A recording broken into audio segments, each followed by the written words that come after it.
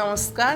আমার আজকের রেসিপি ওল ডাঁটা আর চিংড়ি, মানে ওল চিংড়ি, অনেকে ওল ফোঁড়ো বলে। তাই এটা আমি কিভাবে রান্না করব দেখাচ্ছি। নমস্কার। নমস্কার, আমার আজকের রেসিপির নাম এই ওলের ডাঁটা দিয়ে চিংড়ি দিয়ে ওল চিংড়ি। তা আমি এই ডাঁটাগুলোকে ভালো করে কেটে নিয়েছি। এইবার প্রেসার বসিয়েছি, তার মধ্যে জল দিলাম, একটু নুন হলুদ দেব, আর এই কচুগুলোকে ডাঁটা ওলগুলোকে সেদ্ধ করে নেব। তারপর আবার কিভাবে রান্নাটা করব, চিংড়ি মাছ দিয়ে রান্নাটা হবে, তারপর আবার দেখাচ্ছি। এগুলো যেহেতু সাঁতরাগাছির থেকে আসে, এগুলো কোনো কুটকুটি নাই, দেশি ওলগুলো কুটকুটি করে, ডাঁটাগুলো কুটকুট করে, তাই এই ওলগুলো খুব ভালো হয় খেতে। আমি আগে সেদ্ধটা করে নিই নুন হলুদ দিয়ে, তারপর আপনাদের আবার দেখাচ্ছি। দেখুন বন্ধুরা, প্রেসার কুকারে ওলের ডাঁটাটাকে এইভাবে সেদ্ধ করে নিয়েছি, একদম সেদ্ধ হয়ে গেছে ভালোভাবে, একটু সামান্য নুন হলুদ দিয়ে। এবার কড়াইয়ে তেল গরম করতে দিয়েছি, আমি এবার রান্নাটা করে দেখাচ্ছি। 5 ফোড়ন আর শুকনো লঙ্কা দিলাম, তেজপাতা,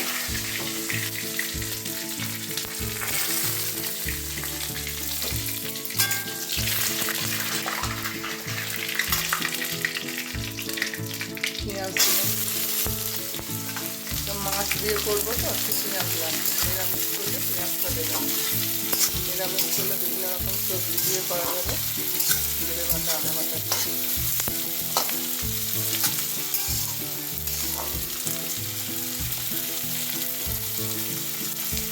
পেঁয়াজটা একটু ভাজা ভাজা হোক, তারপর আমি কচুর শাকটা দিচ্ছি। দেখুন বন্ধুরা, পেঁয়াজটা অনেকটা বেশ গোল্ডেন গোল্ডেন হয়ে এসছে। এবার আমি কচুর শাকটাকে দিচ্ছি।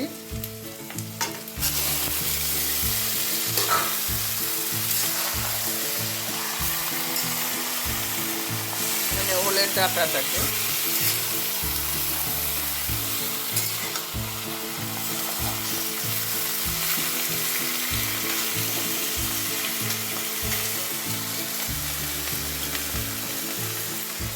নুন হলুদ দিয়ে সেদ্ধ আছে, তার একটু হলুদ যাবে, হলুদ গুঁড়ো দিলাম, জিরে গুঁড়ো দিলাম,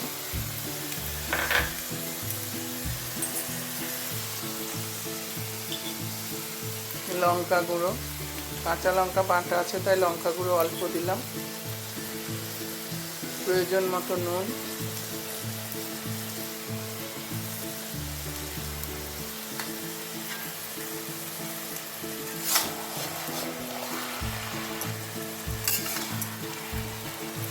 এটাকে মশলা দিয়ে কষতে হবে।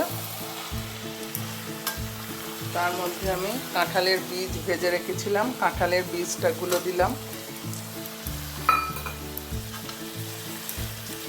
কাঁঠালের বীজ এখন খুব পাওয়া যাচ্ছে বাজারে, কাঁঠাল কিনে এনে বীজটাকে ঘরে সংরক্ষণ করলে অনেক দিন খাওয়া যাবে। কাঁঠালের বীজ দিয়ে এইসব তরকারি খেতে ভালো লাগে। আমি কিছুটা রুই মাছের মুড়ো, কিছুটা ইলিশ মাছের মুড়ো ভাজা আছে, ওইটা দিলাম।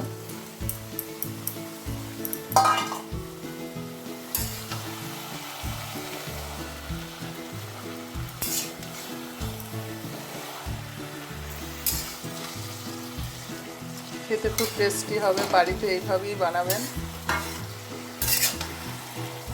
ফ্রিজে অনেক সময় মাছের মুড়ো বেঁচে যায়, ওলের ডাঁটা কিনে এনে, লতি ডাঁটা কিনে এনে এইভাবে করবেন। এবার আমি চিংড়ি মাছগুলো দিলাম।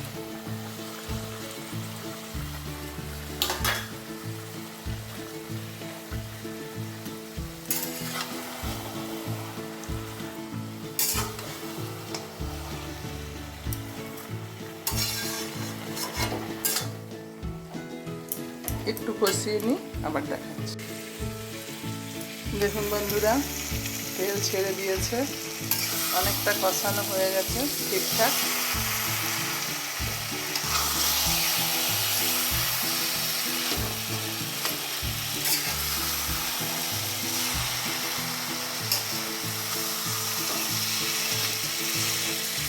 এবার নারকোল আর কাঁচা লঙ্কা বাটা দিলাম, আর 10টা কাঁচা লঙ্কা আর হাফ নারকোল বাটা দিয়ে দিলাম।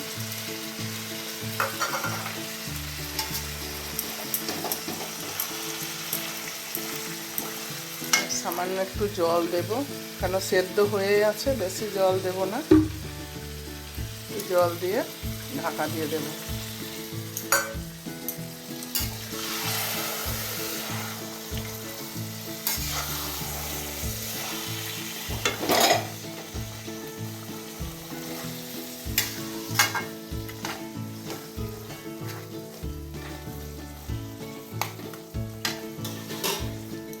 ঢাকা দিয়ে দিলাম, তারপর আবার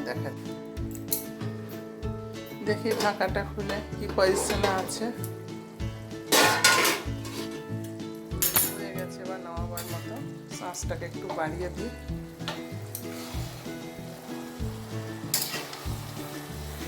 এটা খুব কিন্তু সাবেকি রান্না, আমি যে পদ্ধতিতে রান্নাম এটা সাবেকি রান্না, যে যেভাবে রাঁধতে পারে। নিরামিষ দিলেও হবে, নিরামিষ করলে রান্নাও হবে। এবার আমি বড়ি ভাজা দিলাম। বড়িটা দিলে হয় কি, খেতে টেস্টি হয়, বড়িটা মুখে পড়ে, খুব ভালো লাগে। গরম ভাতের সাথে মেখে খাবেন, খুব ভালো লাগবে বড়িটা দিয়ে।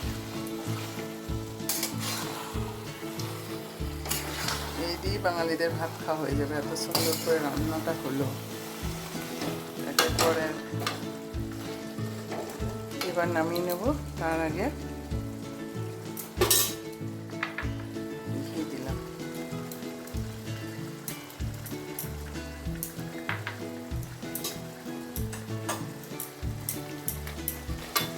ঘি দেওয়া হয়ে গেলে গ্যাস অফ হয়ে গেল।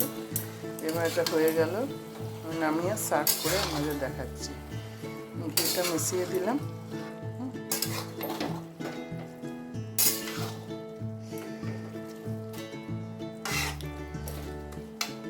বাড়িতে অবশ্যই এইভাবে বানিয়ে খাবেন।